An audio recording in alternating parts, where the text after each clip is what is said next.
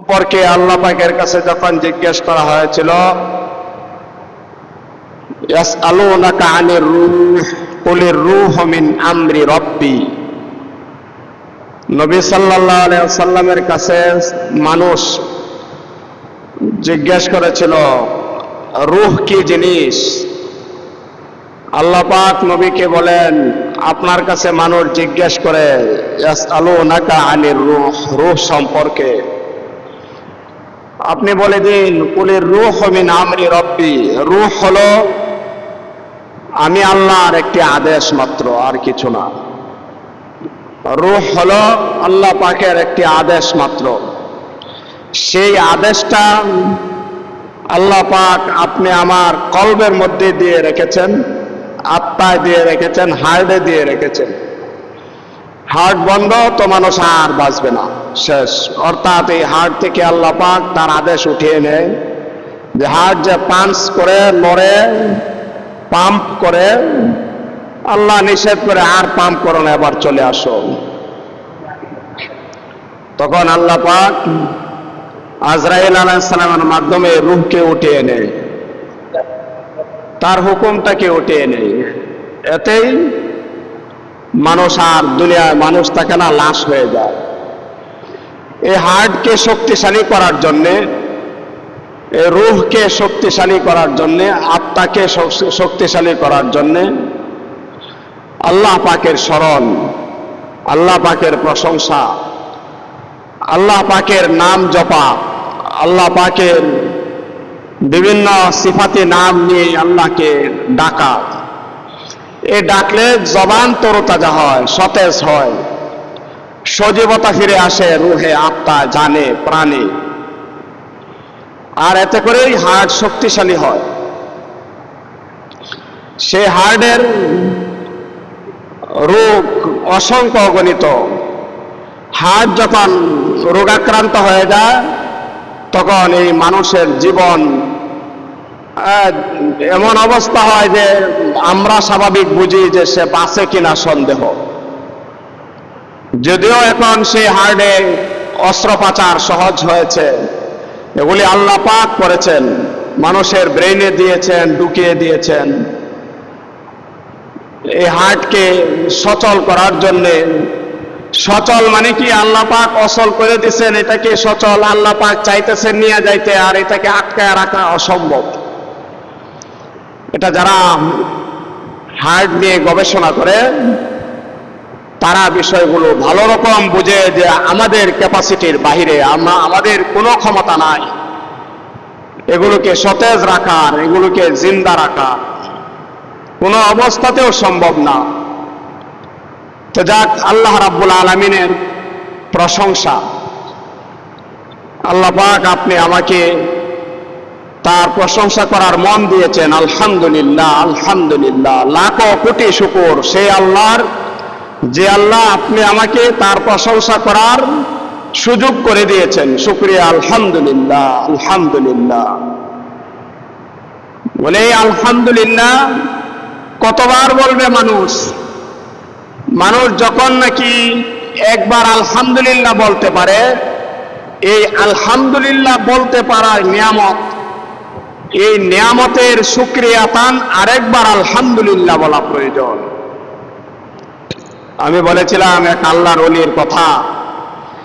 এই আল্লাহর ওলি একেবারে মৃত্যু সজ্জা, এমন অবস্থা তার সব শরীর সব হয়ে গেছে, নিস্তেজ হয়ে গেছে, হাত নাড়তে পারে না, পা নাড়তে পারে না, এত কঠিন, শ্বাস টানতে পর্যন্ত কষ্ট হচ্ছে। এরপরেও তিনি কতক্ষণ পর পর ফিসফিস করে বলছেন আলহামদুলিল্লাহ, আলহামদুলিল্লাহ। মুরিদান জিজ্ঞেস করলেন জানার জন্য, বোঝার জন্য, অভিজ্ঞতা হাসিলের জন্য, যে হযরত আপনার যে শারীরিক অবস্থা, আপনার কাছে তো শরীরে আল্লাহ পাকের কোন নিয়ামত আমরা দেখতেছি না, যে নিয়ামতের শুকরিয়া আপনার এখন করতে হচ্ছে, অথচ আপনি কতক্ষণ পর পর বলছেন আলহামদুলিল্লাহ। আপনি কোন নিয়ামতের শুকরিয়া আদায় করতেছেন? তিনি ফিসফিস করে বললেন যে আমি যে আমার আল্লাহর প্রশংসা করতে পেরেছি, আলহামদুলিল্লাহ বলতে পেরেছি। এই ক্ষমতাটা আল্লাহ পাক যদি উঠায়া নিয়ে যান তাহলে তো এটাও বলা যাবে না। তো এইটা যে বলতে পারতেছি আমার কাছে ইহাই অনেক বড় নিয়ামত। এই নিয়ামতের শুকরিয়া আদায় করা আমার কাছে মনে হচ্ছে ওয়াজিব হয়ে গেছে। এই জন্য দ্বিতীয়বার বলি আলহামদুলিল্লাহ। প্রথম আলহামদুলিল্লাহর জন্যই আমি দ্বিতীয়বার আলহামদুলিল্লাহ বলি, ওই আলহামদুলিল্লাহর জন্যই আমি আবার আলহামদুলিল্লাহ বলি। আল্লাহু আকবার। আর আজকে আমাদের পাশে, আমাদের শরীরে, আমাদের বডিতে, আমাদের দেহে কি পরিমাণ নিয়ামত আল্লাহ পাক দিয়ে রেখেছেন। চোখ দিয়ে দেখা যায়, দেখতে পাই, শুকরিয়া আদায় করি আলহামদুলিল্লাহ। এই চোখ আল্লাহ পাক আপনি আমাকে দিয়েছেন। এক সময় আমি নিজেই অনেক কিছুই দেখতাম, এখন তো আমি খুতবাটাও দেখে পড়তে পারি না চশমা ছাড়া। এরকম আপনি আমার মতো অনেকেই আছেন আরো অল্প বয়সেই চোখের এই পাওয়ার হারিয়ে ফেলেছেন। আল্লাহ পাক কি পাওয়ার দিয়েছেন চোখে। অনেক লেখা আছে, যে লেখাগুলো আমি ওই দিন এক ঔষধের এক্সপায়ার ডেট দেখতে চাইলাম, এত ছোট করে লেখা। কম্পিউটার এখন এত ছোট করতে পারে যে আমি চশমা দিয়েও দেখি না, চশমা দিয়েও দেখা যায় না। মোবাইল দিয়ে ছবি তুলছি, তুললে এটাকে জুম করছি, বড় করে পরে দেখছি চশমা দিয়ে। এই চোখের নিয়ামত। এরকম একটা অঙ্গের কথা বললাম, আপনি আমার চোখ, কি পরিমাণ নিয়ামত আল্লাহ পাক দিয়েছেন এই চোখে। আপনি আমার শরীরের প্রত্যেকটা অঙ্গের জন্য, এমনকি একটা পশমের জন্য, মাথায় চুল নাই, টাক হয়ে গেছে, হাজার হাজার টাকা খরচ করে টাক দূর করার জন্য, লাখ লাখ টাকা খরচ করে তার এই চুলকে ঠিক রাখার জন্য। চুল নাই, খারাপ লাগে, আল্লাহ দৌলত দিছে, এই চুলটা রাখার জন্য, বানিয়ে দেওয়ার জন্য, মাথাটা চুলে ভরা থাকুক, লাখ লাখ টাকা খরচ করে। আপনি আমার এই যে একটা চুল দিয়েছেন আল্লাহ পাক, এর শুকরিয়া কোনোদিন কল্পনাও করি না যে আল্লাহ পাক যে আমার মাথায় চুল দিয়েছেন, চুলের শুকরিয়া আদায় করি। তো বলছিলাম, আপনি আমার এরকম অঙ্গের মধ্যে একটা অঙ্গ চক্ষু আল্লাহ পাক আপনি আমাকে দিয়েছেন। এই চোখের শুকরিয়া সারা জিন্দেগি যদি করি, এরপরেও এই শুকরিয়া শেষ হবে না। আল্লাহ রাব্বুল আলামিনের এই দুনিয়া চোখ দিয়ে দেখার জন্য বলা হয়েছে। দুনিয়া দেখে, আল্লাহর কুদরত দেখে, আল্লাহ পাকের কুদরতের উপর ইয়াকিন আনা, আর আমার আল্লাহ যে মহান, আমার আল্লাহ যে কত নিপুণ, কত শক্তিশালী, এই আল্লাহকে চিনা। আল্লাহ রাব্বুল আলামিনের দেওয়া নিয়ামতের শুকরিয়া জবান দিয়ে প্রথমত করা আলহামদুলিল্লাহ, দ্বিতীয় এই নিয়ামতের প্রশংসা আরেকভাবে করা, সেটা হলো ব্যবহারের মাধ্যমে। আমার এই অঙ্গ ব্যবহারের মাধ্যমে আল্লাহ পাকের প্রশংসা করা। যেমন আল্লাহ পাক আপনি আমার এই চোখ দিয়েছেন, চোখের ব্যবহার পদ্ধতিও আল্লাহ পাক দিয়েছেন। এই ব্যবহারের জন্য যত জায়গায় ব্যবহার করা যায় সব আপনি আমার জন্য আল্লাহ পাকের পছন্দিদা ব্যবহারের জায়গা নয়। কিছু কিছু জায়গা আছে যে জায়গায় এই চোখ ব্যবহার করা যাবে না, দেখা যাবে না, নজর দেওয়া যাবে না, চোখের দৃষ্টি ওই দিকে দেওয়া যাবে না। আল্লাহ রাব্বুল আলামিন আপনি আমাকে দেখার জন্য যেসব জায়গা দিয়েছেন, সেই জায়গাগুলোর মধ্যে গুরুত্বপূর্ণ একটি জায়গা হলো আল্লাহ পাকের ঘর কাবা শরীফ। চোখ দিয়ে দেখা। কি গল্প করেন, এই যে আপনারা কি গল্প করেন মসজিদে? বলছিলাম, এই চোখের ব্যবহারের মাধ্যমেও অঙ্গের শুকরিয়া আদায় করা। অঙ্গের ব্যবহার আপনি আমার এই চোখের ব্যবহার, বলে যে এই চোখের ব্যবহার সবচাইতে উত্তম জায়গা কাবা শরীফ। চোখ দিয়ে যখন সেই কাবা শরীফ দেখা হয়, তখন সেই কাবা শরীফ দেখার কারণে তার এমন সব হয় যে তার এই একবার দেখার কারণে এই ঘরের প্রতি ইশক মহব্বত তার দিলে ঢুকে, আর এই ইশক মহব্বতের কারণে তার জীবনের সব গুনাহ ক্ষমা হয়ে যায়। বলেন না সুবহানাল্লাহ। এমনকি এই কাবা শরীফের গিলাপে ধরে যখন আল্লাহ পাকের কাছে কিছু চায়, আল্লাহ রাব্বুল আলামিনের কুদরত চোখে ভেসে ওঠে। তার যেই আল্লাহর আকৃতি নাই, সেই নিরাকার মালিক, সেই মালিকের একটা অবয়ব, একটা আকৃতি আপনি আমার কল্প জগতে ভেসে ওঠে। কেমন আকৃতি, এটা কল্পনায়ও এই আকৃতিকে সামনে আনা যায় না ঠিক, কিন্তু এরপরেও যেন একটা আকৃতি আমার কল্পনার জগতে ভাসতে থাকে, আর সেই মালিকের কাছে চাইতে থাকে। যা চাওয়া হয় সবই আল্লাহ পাক দিয়ে দেন। হযরতে বাদশাহ হারুনুর রশিদ একবার ওই ঘরের মালিকের কাছে গিলাপে ধরে কাঁদতেছেন, চাইতেছেন। আপনাদের কাছে ঘটনা বলেছিলাম, সেই মালিক কেমন মালিক, যে মালিকের কাছ থেকে বাদশাহ হারুনুর রশিদ এনে এনে মানুষকে দিতেন। সুবহানাল্লাহ। উনি খুব বড় দানবীর ছিলেন। আপনাদের কাছে শুনিয়েছিলাম, বাবা ছেলে দুজনে আসছে, বাদশাহ হারুনুর রশিদ আসছে এবার হজে, ওনার কাছ থেকে কিছু সহযোগিতা নেবে। অভাব অনটন জিন্দিগি যাচ্ছে, দুর্দশা যায় না। আচ্ছা, ওনার কাছ থেকে যদি একটা দান পাওয়া যায় সারা জিন্দিগি সুখী হয়ে যাবে। বাদশাহ এইভাবেই দিতেন মালিকের কাছ থেকে এনে এনে। আয়সা দেখে কাবা শরীফের গিলাপে ধরে আল্লাহ পাকের এই কুদরতি শক্তি, আল্লাহ পাকের কুদরতি চেহারা তার চোখে ভাসতেছিল। এই কাবাঘর দেখে তখন কুদরতি চেহারা তার কলবে ঢুকেছে, চোখের পানি ছাড়তেছে, জর করে ঝরতেছে, আর আল্লাহর কাছে চাইতেছে।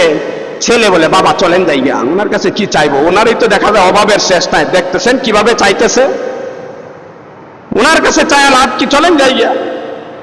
বাবা তো ছেলেকে আটকায় রাখতে পারে না। বাবা ছেলেকে, আই বোকা ছেলে, রাগ পাইছি এতদিনের চেষ্টার পরে বাচ্চাকে পাইছি, বাচ্চাকে পাওয়া কি সাধারণ কথা? ছেলের টানের ঠেলা বাবা আর থাকতে পারে না, টানে নিয়ে যাইতেছে আর বলতেছে, উনি নিজেই ওনার আরেক মালিকের কাছে চাইতেছে, যেই মালিকের কাছে চাইতেছে আমরা বাচ্চার কাছে কেন চাবো, আমরা ওই মালিকের কাছে চাই, তাহলেই তো হয়ে যায়। বাচ্চার কাছে চাইতে আসছি কেন? উনি কত বছর ধরে চেষ্টা করে ওনাকে পাইছেন, আর এই কাবাঘর তো সবসময় থাকে। ওই মালিকের ইশক মহব্বত, বরত্ব, মহত্ব, তার মহানত্ব কাবাঘর দেখেই তার ভিতরে ঢুকে গিয়েছে। বলে যে আমিও সেই দৃষ্টি দিয়ে যখন আল্লাহর ঘরকে এভাবে দেখতে পারবো, তখন আপনি আমারও ঠিক তেমনি ভাবে আল্লাহ পাকের কুদরত বেশি উঠবে। নিরাকার মালিক, সেই মালিকের একটা অদৃশ্য আকৃতি আপনি আমার কলবে, আপনি আমার দিলে প্রবেশ করে ফেলবে। আল্লাহ পাকের মনে হবে যেন আল্লাহ পাক আমার কাছে এসে গিয়েছেন, আমি আল্লাহ পাকের কাছে এসে গিয়েছি। মনে হবে যেন আল্লাহ পাক যে ওই আয়াত কোরআনে পাকে আল্লাহ পাক নাজিল করেছেন, ওয়া হুয়া মাআকুম আইনামা কুনতুম, তুমি যেখানে থাকো না কেন আমি আল্লাহ তোমার সাথে আছি। আমি আল্লাহ তোমার ডানে, তোমার বামে, তোমার সামনে, তোমার পিছনে, তোমার উপরে, তোমার নিচে। এমন কি বলা হয়েছে, আমি আল্লাহকে যদি তোমার ইশক মহব্বতের দৃষ্টিতে তুমি বের করতে পারো, তোমার ইশক মহব্বতের দ্বারা তোমার কলবে যদি এর একটা প্রতিচ্ছবি তুমি ফুটায়া তুলতে পারো, তাহলে তোমার অবস্থা এমন হবে, আমি তোমার রগ রেশা পর্যন্ত আমি হয়ে যাব। হাদিসে কুদসিতে আছে, যখন এই বান্দা মালিকের এত কাছের হয়ে যায়, অর্থাৎ মালিককে এত কাছে বুঝতে পারে, তখন আল্লাহ পাক বলেন হাদিসে কুদসিতে, তার হাত আমার হাত হয়ে যায়, তার চোখ আমার চোখ হয়ে যায়, তার জবান আমার জবান হয়ে যায়, অর্থাৎ তার দেহ সর্বত্র আমি বিরাজ করি। এবং এমন অবস্থা হয়েছে আল্লাহ পাকের এই ক্ষুদ্রতের উসিলায় তার হাত পা থেকে আল্লাহ আল্লাহ আল্লাহ আল্লাহ আল্লাহ শব্দ বের হয়েছে। এমন অনেক নজির আছে। কিশোরগঞ্জের আল্লামা আফসার আলী রহমতুল্লাহ আলাই শহীদি মসজিদের দোতলায় একটা ছোট্ট ঘর আছে, যেই ঘরে তিনি আল্লাহ পাকের ইবাদত করতেন।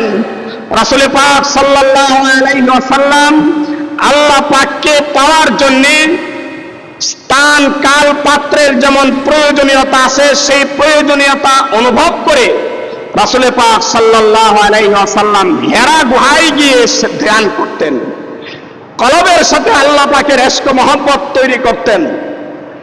হেরা গুহা কেন? উনি যে ঘরে থাকতেন এখানে কি সম্ভব ছিল না? বলে যে সব কিছুর জন্য একটা স্থান কাল পাত্রের প্রয়োজনীয়তা আছে। আথারানি রহমতুল্লাহ আলাই মসজিদের দোতলায় গিয়ে দেখবেন শহীদি মসজিদে একটা ছোট্ট ঘর আছে, মাঝখানে নাই, মিনারার কাছে একটা ছোট্ট ঘর। সেইখানে যখন তিনি জিকির করতেন, রাত্রিবেলা এটা খাস নির্ধারণ করেছিলেন, খাস করেছিলেন জিকিরের জন্য, আল্লাহকে ডাকার জন্য, আল্লাহর প্রশংসা করার জন্য। বলে এখানে তিনি যখন জিকিরে যাইতেন তখন মুরিদানরা বলেছেন, খাদেমরা বলেছেন যে আমরা পাশে বসে থাকতাম।